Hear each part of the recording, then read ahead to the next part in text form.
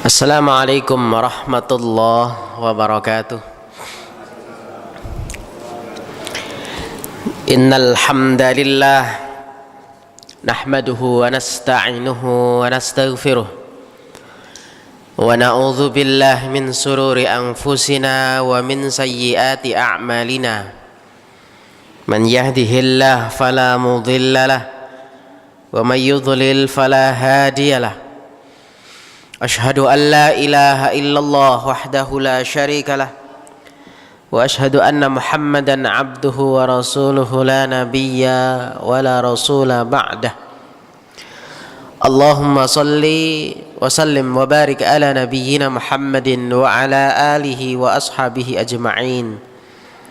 Usikum wa iyaya nafsi bitaqwallah wa ta'atihi la'allakum tuflihun. Faqala Allah tabaraka wa ta'ala a'udzu billahi minasy syaithanir rajim ya ayyuhalladzina amanu taqullaha haqqa tuqatih wa la tamutunna illa wa antum muslimun. Sesungguhnya segala puji hanyalah milik Allah Subhanahu wa ta'ala. Senantiasa kita bersyukur atas segenap nikmat yang Allah Subhanahu wa ta'ala titipkan di dalam kehidupan kita. Semoga semakin menambah tunduk kita, taat kita, pengabdian kita kepada Allah Subhanahu wa ta'ala, sehingga sesuatu yang telah Allah titipkan bertambah barokah, bertambah manfaatnya, menambah kebahagiaan dunia, dan tentunya terlebih adalah menambah kebahagiaan akhirat kita. Jamaah yang dirahmati Allah Subhanahu wa ta'ala, berikutnya salawat dan salam untuk Nabi kita Muhammad sallallahu alaihi wasallam beserta seluruh keluarga yang beriman, para sahabat, tabi'in, seluruh pengikut setia hingga akhir zaman, dan insyaallah kita semua bagian di dalamnya. Ikhwan, akhwati fillah, pendengar mitra IDC dimanapun berada, rahimani wa rahimakumullah. Beberapa waktu yang lalu kita sama-sama telah bermuhasabah firman Allah Subhanahu wa ta'ala dalam surah Ar-Rum, surah yang ke-30 di dalam Al-Qur'an, ayat 41 42. Dhaharal fasadu fil barri wal bahri bima kasabat aydin nas liyudhiqahum ba'dalladzi 'amilu la'allahum yarji'un. Qul siru fil ardi fanzuru kaifa kana akibatul ladzina min qabl kana aktsaruhum musyrikin. Ikhwan, akhwati fillah, pendengar dimanapun berada, dua ayat yang luar biasa mengingatkan kepada kita tentang sebab dan akibat daripada kerusakan-kerusakan yang terjadi baik itu di daratan dan di lautan akibat ulah tangannya manusia, baik itu kerusakan berupa materi yang cenderung lebih difahami demikian oleh sebagian umat hari ini, sehingga muncul gerakan untuk meminimalisir dari kerusakan tersebut, gerakan-gerakan yang mungkin melakukan kegiatan-kegiatan positif. Akan tetapi kerusakan maknawi yang terkadang kurang diambil peran, kurang diperhatikan, bahkan dianggap biasa, padahal itu merupakan asbab kerusakan yang terbesar, yaitu akibat lantaran maksiat seorang hamba kepada Rabbnya, maksiat seorang hamba kepada penciptanya, ya. Sehingga Allah Subhanahu wa ta'ala memberikan ujian kepada manusia ini berbagai macam, entah itu dengan ditundanya hujan, entah itu dengan susahnya mencari pendapatan, penghasilan, uang, entah itu dicabutnya barokah dari apa yang telah kita miliki, meski secara kasat mata, ya, terlihat casingnya menawan, menarik, bahagia dan sebagainya, tetapi hatinya jauh daripada kebahagiaan, jauh daripada keberkahan. Atau mungkin mulai munculnya berbagai macam penyakit-penyakit yang jenisnya ragamnya tambah banyak, ya, atau mungkin semakin berkurangnya tumbuh-tumbuhan yang dimakan oleh manusia, buah-buahan dan turunnya kualitas itu semuanya. Jamaah yang dirahmati Allah, saya kembali bermuhasabah, mengajak diri pribadi dan kita semua bahwasanya maksiat yang dilakukan seorang hamba kepada Rabb-Nya, kaitannya tentang hak-hak yang harus dikerjakan, ya, terutama adalah perkara-perkara yang telah Allah faridhahkan, yang seharusnya wajib untuk kita kerjakan, maupun perkara yang Allah Subhanahu wa taala haramkan, yang wajib untuk kita tinggalkan, menjadi satu perhatian penting, ya, di dalam perjalanan kita untuk menikmati sisa-sisa usia yang Allah Subhanahu wa taala titipkan dalam kehidupan kita. Di antara deretan kemaksiatan yang dilakukan seorang hamba kepada Rabb penciptanya, dan itu merupakan kerusakan yang sangat besar, al-fasad, yaitu asyirku wa huwa a'dhamul fasad. Disebutkan oleh Qatadah bahwasanya kerusakan yang terbesar itu adalah tersebarnya kesyirikan, kemusyrikan di muka bumi ini. Jamaah yang dirahmati Allah, kerusakan model yang demikian hari ini kita semakin mendapatkan suatu hal yang luar biasa, karena kesyirikan tersebut sudah tercampur atau bahkan mungkin terbungkus, ya, dengan baju label Islam, ya, aksesoris Islam. Sebenarnya padahal amalan yang dilakukan adalah bagian daripada kesyirikan. Yang terdekat 26 Oktober, ya, salah satu koran lokal, headline halaman pertama, kalau dari jauh gambarnya sangat besar, terlihat foto yang di situ adalah terlihat seakan-akan ada acara yang dilakukan oleh orang Hindu. Terlihat sarung kotak-kotak hitam putihnya, ya, memikul ogoh-ogoh gitu, ya. Dari kejauhan kita akan mengatakan itu acaranya orang Hindu. Kalau koran ada tempat koran itu, ya, dan kita lihat dari kejauhan karena halaman paling depan hari Ahad pada waktu itu 26 Oktober, kita akan melihat sekilas ini acara Hindu. Apakah hari ini adalah hari raya mereka atau hari besar mereka? Ternyata setelah kita mendekat dan kita ambil koran tersebut, kita baca, bacaannya adalah peringatan tahun baru Islam, ya. Di sekeliling orang yang mengangkat ogoh-ogoh itu berkeliling ibu-ibu dengan jilbabnya, ya, kemudian di tangannya memegang rebana, ya, bisa dilihat lagi korannya, ya. Jamaah yang dirahmati Allah Subhanahu wa taala, itu hanya satu potret hari ini yang sudah ada di kalangan umat. Semakin tercampurnya, ya, kesyirikan yang dibajui atau dibungkus casing-casing yang beraroma, ya, beraroma bukan berarti ya Islam ya begitu, bukan. Maksudnya dilabeli dengan nama Islam atau atas nama Islam. Ya, disebut label ya karena mungkin pakaian yang digunakan orang-orang yang hadir busananya Muslim, ya. Ketika dicabut KTP jelas agama Islam, ya. Akan tetapi prakteknya di dalam melaksanakan acara tersebut, ya, jelas-jelas berbau unsur daripada adat yang cenderung kepada satu agama lain daripada di luar Islam.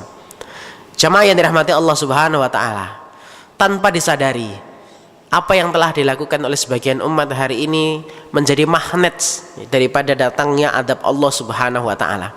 Karena kalau kita membaca beberapa tafsir yang kemarin telah kita sebutkan, penyebab terbesar rusaknya daratan dan lautan dengan berbagai macam kesukaran, kesulitan, ketidaknyamanan yang akan dirasakan oleh penduduk yang tinggal di atasnya, ataupun orang yang belayar di lautan, atau yang tinggal di daratan manapun, itu diakibatkan lantaran maksiat seorang hamba kepada penciptanya. Bukan hanya sekedar maksiat zahir, materi, semacam orang mungkin tangannya gatal ketika tidak menebang pohon, atau ketika mungkin tidak tahan untuk mencari tempat sampah tatkala dia memegang sampah sehingga dia buang lempar sembarangan sehingga sumbatan sana terjadi sumbatan di sini dan sebagainya, atau mungkin kerusakan-kerusakan yang lain yang dilakukan. Tetapi jamaah yang dirahmati Allah Subhanahu wa taala, terkadang kita meremehkan haknya Allah Subhanahu wa taala, padahal itu menjadi asbab turunnya adab Allah Subhanahu wa taala sehingga rusak daratan dan lautan. Sehingga di ayat 42 saya mengingatkan kembali jamaah yang dirahmati Allah, apa yang telah Allah Subhanahu wa taala perintahkan kepada Nabi kita Muhammad sallallahu alaihi wasallam beserta para sahabat pada waktu itu. Qul siru fil ardi, katakanlah berjalanlah di muka bumi, ya, untuk tujuannya melihat fangduru kaifa kana aqibatul ladzina min qablu, untuk melihat apa sih yang dilakukan oleh orang-orang sebelum kita dulu sehingga mereka itu diturunkan azab yang luar biasa oleh Allah Subhanahu wa taala. Lihat kaum Lut, ya, bagaimana kaum Ad, Samud, ya, bagaimana kaumnya Nabi Nuh, bagaimana kaum nabi-nabi yang lain yang Allah Subhanahu wa taala bahkan binasakan, bahkan Allah tenggelamkan. Ya, banjirnya pada zaman Nabi Nuh bukan lantaran meskipun tersirat adalah beliau diperintahkan nanam pohon, ya, tapi asbab terbesarnya adalah kemaksiatan pada waktu terjadi, yaitu menolak Nabi yang diutus kepada mereka.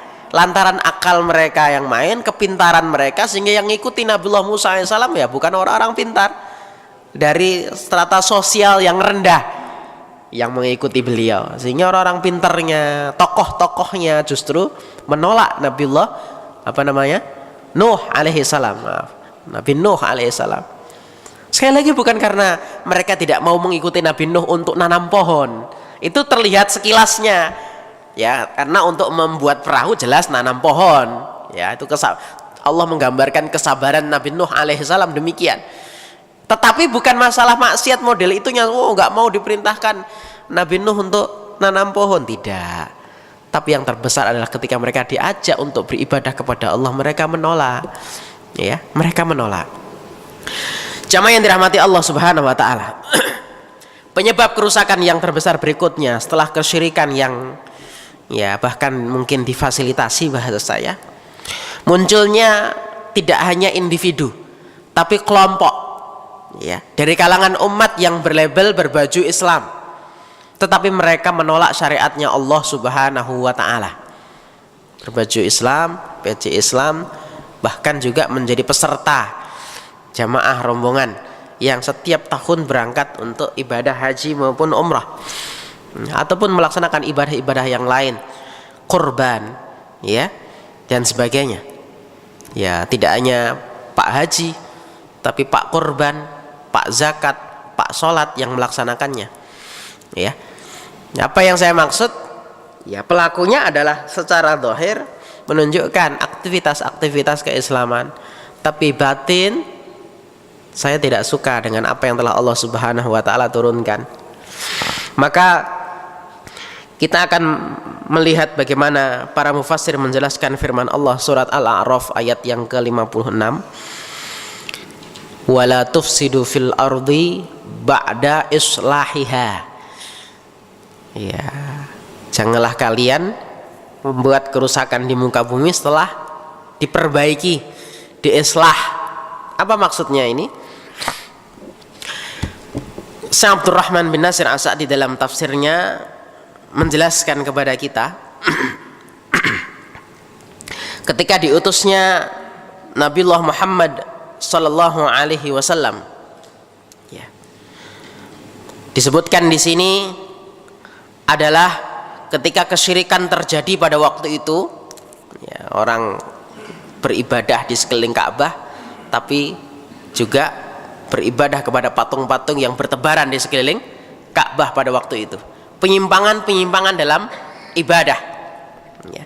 Sehingga qala al-Qushairi, di sini disebutkan salah satu mufassir, al-murad bil fasad ay asyirku billah. Sehingga ketika di sini disebutkan wala tufsidu ay wala tusyriku, sehingga kalau disebutkan janganlah kalian membuat kerusakan di muka bumi, maka tafsirnya adalah berarti tidak boleh kita melakukan bentuk kerusakan. Yang dimaksud adalah menyekutukan Allah Subhanahu wa ta'ala, ya. Fahuwa nahyun anisyirki wa safakid dima, mengalirkan darah, larangan untuk berbuat syirik, larangan pula untuk mengalirkan darah. Karena pada waktu itu sebelum diutusnya Rasul sallallahu alaihi wasallam, subhanallah, betapa rusaknya masyarakat jahiliyah pada waktu itu. Mudah sekali kalau senggolan bukan adu mulut, adu pedang. Ya, saya sebutkan kemarin ya, bukan adu mulut lagi, tapi sudah langsung adu pedang. Tidak peduli itu adalah tetangganya, bahkan keluarganya sendiri. Mudah sekali menumpahkan darah, sehingga terkenal di Jazirah Arab sebagai tempat di mana sering terjadinya perang saudara. Itu kerusakan yang luar biasa. Belum lagi masalah minuman keras. Ya, bukan minum tapi mandi dengan arak. Ya, rusaknya masyarakat jahiliyah pada waktu itu. Ya. Wa umira biluzumi syara'i, diperintahkan, menggunakan fi'lul majhul di sini. Diperintahkan untuk melazimkan syariat-syariat. Maksudnya adalah melaksanakan apa yang telah disyariatkan. Ba'da islahiha, ay ba'da an aslahaha Allah bi ba'thihir rasul. Setelah Allah memperbaiki kondisi rusaknya masyarakat jahiliyah tersebut dengan diutusnya Rasul sallallahu alaihi wasallam. Sehingga benar, kerusakan itu hari demi hari semakin berkurang. Meskipun prosesnya untuk melenyapkan kerusakan tersebut Allah turunkan secara bertahap-tahap, mulai dari bertahapnya ayat-ayat yang turun kayak tentang masalah khamr, ya, terus sampai larangan membunuh, larangan mendekati zina, dan bentuk-bentuk kerusakan yang lain, sampai pada intinya adalah larangan untuk menyekutukan Allah subhanahu wa ta'ala dalam bentuk apapun. Jamaah yang dirahmati Allah subhanahu wa ta'ala, sehingga ayat ini kita diajak untuk kembali dan juga tidak meninggalkan apa yang telah Allah turunkan sebagai bentuk kebaikan dan islah untuk umat ini, yaitu syariatnya. Diutusnya Nabi Shallallahu Alaihi Wasallam dengan membawa syariat yang Allah wahyukan, sehingga baik masyarakat Arab pada waktu itu sampai pada puncak kegemilangan dan keemasannya, puncak keemasan umat Islam tatkala mereka itu melaksanakan syariatnya Allah Subhanahu wa ta'ala. Meski mungkin kalau dilihat dari strata sosial, mungkin ataupun dilihat daripada kacamata dunia, Masya Allah, bagaimana pakaiannya para sahabat, bagaimana tidurnya para sahabat. Meski bukan berarti mereka bukan orang yang tidak punya semua, banyak aghnia, ya. Akan tetapi jamaah yang dirahmati Allah, kemuliaan Allah memuliakan mereka bukan karena harta yang mereka miliki, bukan karena dunia yang Allah berikan kepada mereka, tapi mulianya Islam sampai menaklukkan Persia dan Romawi pada waktu itu karena mereka semua adalah beriltizam dengan syariat Allah Subhanahu wa ta'ala. Membuat getar Persia dan Romawi, dua negara superpower yang ada pada waktu itu, ya, luar biasa. Apakah karena kekuatan militer yang dimiliki oleh Rasulullah Shallallahu Alaihi Wasallam, mungkin persenjataannya dan sebagainya mungkin harus sama, atau jumlah pasukannya harus sama? Bahkan sejarah mencatat mulai dari perang Badar pasti kita kalah jumlah, kalah personal, ya. Perang Uhud juga demikian. Terus dan perang-perang berikutnya nggak ada apa-apanya dengan musuh-musuh Allah jumlahnya. Akan tetapi sekali lagi Allah menolong hamba-hamba Allah bukan lantaran ini karena orangnya seperti ini, tidak, tapi lantaran mereka betul-betul beriltizam kepada syariat Allah Subhanahu wa ta'ala. Sehingga kalau di sini disebut jangan membuat kerusakan setelah diperbaiki, konsekuensinya kalau kita melanggar itu buat kerusakan, berarti ya nggak peduli namanya kesyirikan, nggak peduli namanya syariat Allah Subhanahu wa ta'ala, nggak peduli itu namanya larangan dalam Al-Quran, ya. Kalau ini mungkin ya yang penting kan adat saya seperti ini, meski ini dilarang dalam Al-Quran, tapi ya beginilah, ya. Maka ibarat mobil yang sudah diatur sedemikian rupa, kita menyalahi aturan dari prosedur pabrik yang ada, bisa jadi menjadi masalah untuk mobil kita lantaran ide akal kita yang mungkin ya memintari pabrik, contohnya yang sudah teruji mungkin bertahun-tahun dan sebagainya, itu pabrik. Ini yang Masya Allah, Maha Suci Allah Subhanahu wa ta'ala dari segala kekurangan, ya. Tidak ada sempurna apa yang telah Allah syariatkan. Meski terkadang beberapa syariat terlihat oleh mata manusia, wah ini kok seperti ini, kok dipotong tangannya, kok dirajam, ini kejam, hak asasi manusia semua. Ya, akan tetapi tidak ada apa yang telah Allah syariatkan itu madharat kemudian ya membuat maksiat tambah merajalela. Dan justru sebaliknya, ketika itu tidak dilaksanakan, masya Allah, gampang sekali orang itu berbuat dosa, ya, bahkan di tempat umum sekalipun. Kaitannya dengan apa namanya, tidak ditegakkannya syariat Allah Subhanahu wa taala. Jamaah yang dirahmati Allah Subhanahu wa taala. Pada beberapa waktu yang lalu, sekitar tanggal 12 Oktober, 14 Oktober hari Selasa, sesuatu yang sangat ramai diperbincangkan di dunia maya ketika ungkapan seorang tokoh di sebuah acara ILC ya, pada malam itu, yaitu Nusron Wahid, nama yang sangat bagus sekali ya, penolong Wahid. Ini mungkin orang tuanya ingin memberi nama agar menolong Allah Subhanahu wa taala, menolong agamanya, menolong syariatnya ya. Tapi ada ungkapan yang luar biasa sadisnya, saya menyebutkan sadis ya, sebagai penduduk bumi yang sangat lemah, dengan lancang mengucapkan secara tegas di depan hadapan kamera, dan tidak hanya sekali diucapkan, bahkan ditegaskan bahwasanya ayat-ayat konstitusi itu harus di atas daripada ayat Quran sekalipun ya, di atas hukum-hukum agama, hukum-hukum din ya. Dan itu bukan orang non muslim yang mengatakan. Sehingga apa? Beliau menjelaskan, ketika ada sesuatu yang telah diterapkan dalam Al-Quran, tetapi ayat konstitusi mengatakan tidak apa-apa, padahal Al-Quran mengatakan tidak boleh, ya harus dikalahkan apa yang diturunkan Allah Subhanahu wa taala. Apa alasannya? Alasannya gampang. Karena kita orang Indonesia yang kebetulan beragama Islam, bukan orang Islam yang tinggal di Indonesia. Sehingga beliau menganjurkan kalau berislam itu ya di mana kita lahir hari ini. Ya. Ya, bapak lahirnya di Jerman, ya berislamnya sesuai dengan orang Jerman. Bapak di Australia, berislamnya harusnya seperti orang Australia. Saran beliau seperti itu. Kalau kita Indonesia ada berbagai macam suku. Kalau orang Jawa ya berislamnya bagaimana orang Jawa berislam. Orang Sunda gimana orang Sunda berislam. Orang Sulawesi bagaimana orang Sulawesi berislam. Kalau demikian adanya, tidak perlu diutus Nabi Shallallahu Alaihi Wasallam untuk menyatukan umat ini. Nggak perlu beliau mencontohkan. Kenapa? Para sahabat silahkan berislam versi suku-suku kalian masing-masing. Quran Allah turunkan, tetapi cara prakteknya silahkan masing-masing Anda. Maka sungguh tidak ada hikmah diutusnya Nabi Shallallahu Alaihi Wasallam jika demikian berislam. Ya, inilah yang saya sebutkan kemarin. Orang-orang Nasoro, orang-orang Yahudi itu tidak mau mengikuti Rasulullah karena iri Rasulullah itu dari suku Quraisy, dari Arab. Sehingga apa yang diberitakan oleh Allah dalam kitab-kitab mereka dihapus, lantaran yang mereka inginkan Nabi itu dari suku mereka, dari golongan mereka. Mereka tidak mau ngikut apa namanya agama Allah ini, tapi dengan versinya orang Arab, gitu ya, bahasa mereka. Sama yang dilakukan dan difahami sebagian umat hari ini.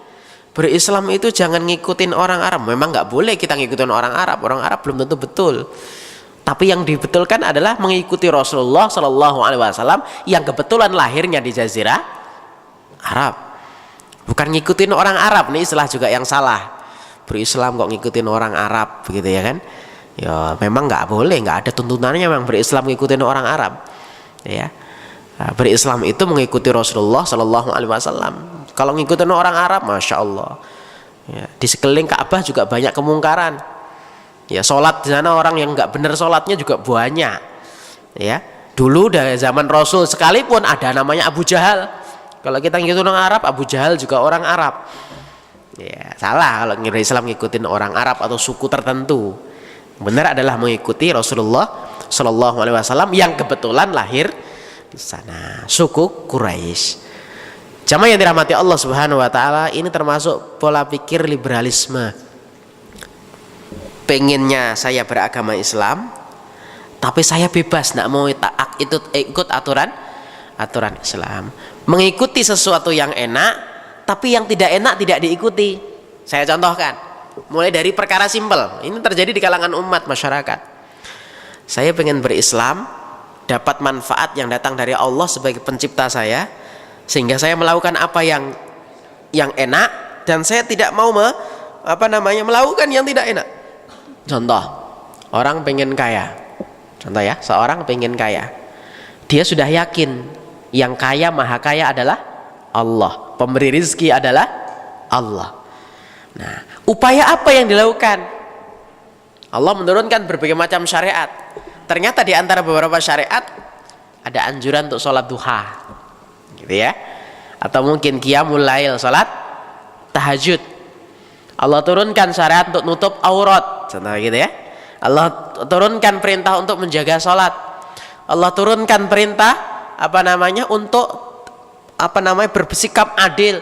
Allah turunkan aturan agar dia tidak mengurangi timbangan, takaran, tidak menipu dan sebagainya, dan perintah-perintah yang lain. Di antara deretan perintah, yang enak mana ya? Kayaknya yang terbukti adalah sedekah ini. Saya akan mau melaksanakan sedekah. Nutup aurat kayaknya berat nih. Tidak apa-apa deh, banyak kok orang kaya tapi dia sholat duha, sedekah tapi dia kaya. Saya ambil sedekahnya, saya ambil sholat duhanya, saya tinggalkan nutup auratnya. Jamaah yang dirahmati Allah Subhanahu wa taala, bukan berarti berarti sholat duha tidak boleh Ustaz. Bukan, ini sunnah syariat. Tetapi saya mengingatkan agar kita meluruskan niat, dan tidak hanya meluruskan niat dalam kita beribadah, tetapi bagaimana kita melaksanakan perintah Allah itu, jangan membuang yang lain, ya. Ambil enak-enaknya, sehingga tatkala mereka diberikan kekayaan, setelah Allah mengabulkan doa-doanya, melipat gandakan atas sedekah yang telah dilakukannya, kembali jauh dari Allah Subhanahu wa taala. Yang penting kan saya sudah meraih, saya sudah dapat, saya sudah sukses, ruko saya sudah banyak, ya. Omset saya sudah berlipat. Karena apa? Karena sedekah, contoh demikian. Bukan berarti salah, enggak, betul. Akan tapi hanya meluruskan saja. Jangan sampai niat kita dalam ibadah salah. Yang kedua, jangan sampai kita dalam beribadah itu memilih padahal hukumnya sama wajibnya mungkin, atau bahkan memilih yang sunnah sementara yang wajib ditinggalkan. Contoh, duhanya rajin, tahajudnya rajin, sholat subuhnya tidak, karena bangun malam kecapean, keletihan, sholat subuhnya ndak. Nanti sholat duha, zuhur tidak berjamaah, ya. Nah, ini termasuk perkara harus memprioritaskan mana yang wajib. Jangan sampai lantaran kita melaksanakan perkara sunnah, yang wajib terabaikan. Nah, ini juga salah, ya. Jamaah yang dirahmati Allah, kita kembali kepada tadi, bahwasanya asbab kerusakan yang besar setelah kesyirikan berikutnya adalah seorang itu menolak apa yang telah disyariatkan, yang diturunkan oleh Allah Subhanahu wa taala.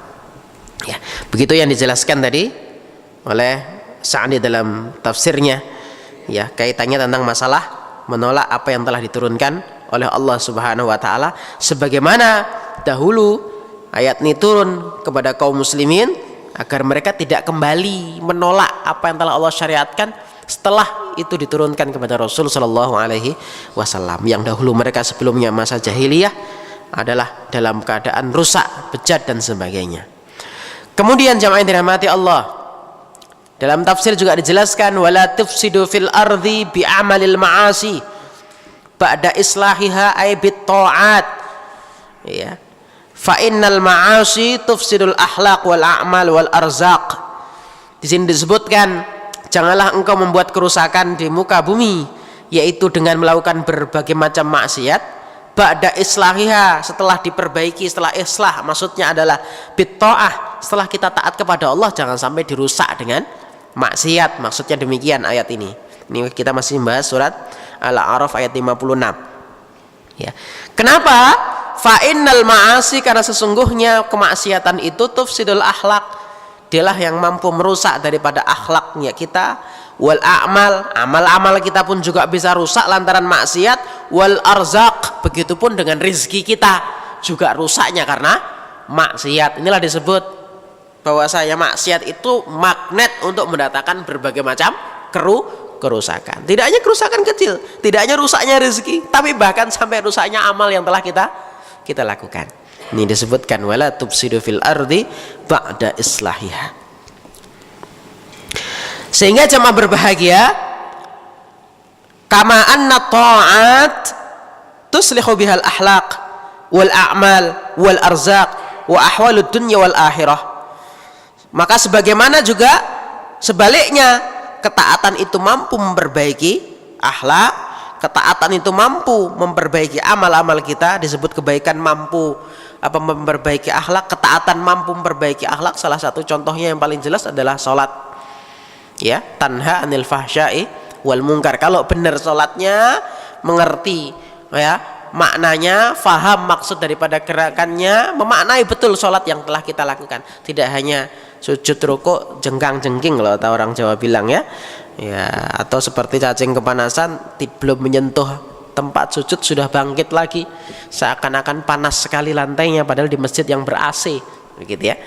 Nah ini, jadi betul-betul ketaatan itu mampu memperbaiki akhlak kita, mampu mengerim ketika melakukan sesuatu. Saya malulah dengan peci saya malulah dengan jenggot saya malu dengan bahasa harusnya demikian.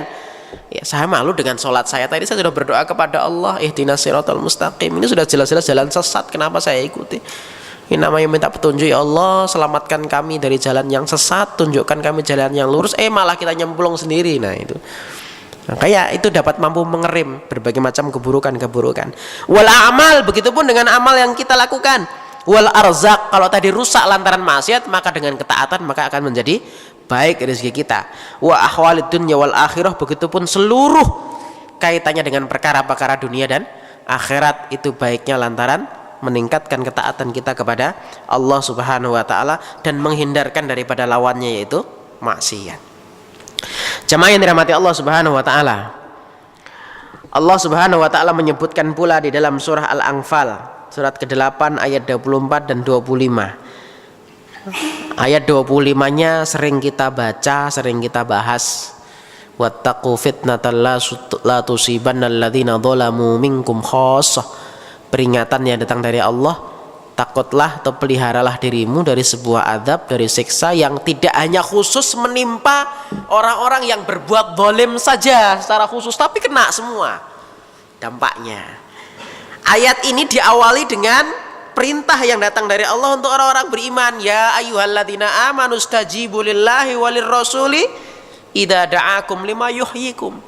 Ajakan seruan agar kita mau mengijabah, menerima apa yang telah diserukan oleh Allah dan Rasulnya, di mana ajakan dan seruan itu pasti lima yuhyikum, sesuatu yang akan memberi maslahat untuk kehidupan kita. Ya ayyuhalladzina amanu stajibu lillahi walir rasuli idza da'akum lima yuhyikum. Allah menggunakan kata yuhyikum, al hayat, kehidupan. Artinya apa? Kalau kita memenuhi seruan istajibu lillah, itu tadi seruannya Allah dan Rasulnya jelas. Inilah seruan yang akan memberikan kemaslahatan untuk kehidupan kita. Jamaah yang dirahmati Allah Subhanahu wa taala, inilah salah satu daripada tadabbur kita pada malam barokah ini, kaitannya tentang al-fasad fil barri wal bahri. Mudah-mudahan menjadi ingatan kita bersama bahwasanya kerusakan itu tidak hanya lantaran seseorang mungkin melakukan kerusakan dengan tangannya sebatas secara zahir, mungkin melakukan penebangan liar saja dan sebagainya, atau mungkin tidak menjaga alam dan sebagainya. Akan tapi di atas itu semuanya ada kerusakan yang sangat besar, yang peranannya terkadang dilemparkan satu, ya, yang satunya angkat tangan, bahkan yang satunya tidak mendukung, bahkan mungkin meruntuhkan siapapun yang ingin menegakkan, ya, kebaikan, amar ma'ruf nahi mungkar, yang ingin membantu meminimalisir terjadinya kerusakan. Entah itu mencegah berbagai macam kemaksiatan, entah itu benci kepada kemaksiatan dari perkara-perkara yang paling kecil, ya. Maka saya mengajak diri pribadi dan kita semua, mari kita bersama mengambil peran untuk meminimalisir terjadinya berbagai macam kerusakan yang ada di daratan maupun di lautan ini, dengan upaya meningkatkan ketaatan kita kepada Allah Subhanahu wa taala. Sebagaimana yang kita baca dalam tafsir tadi, bahwa sungguh dengan taatnya kita kepada Allah Subhanahu wa taala, maka itulah yang akan memperbaiki berbagai macam kerusakan-kerusakan yang ada baik di darat maupun di lautan. Wallahu taala alamu bissawab. Mudah-mudahan bermanfaat untuk pribadi khususnya dan kita semua. Akhiru da'wana alhamdulillahirabbil alamin. Assalamualaikum warahmatullahi wabarakatuh.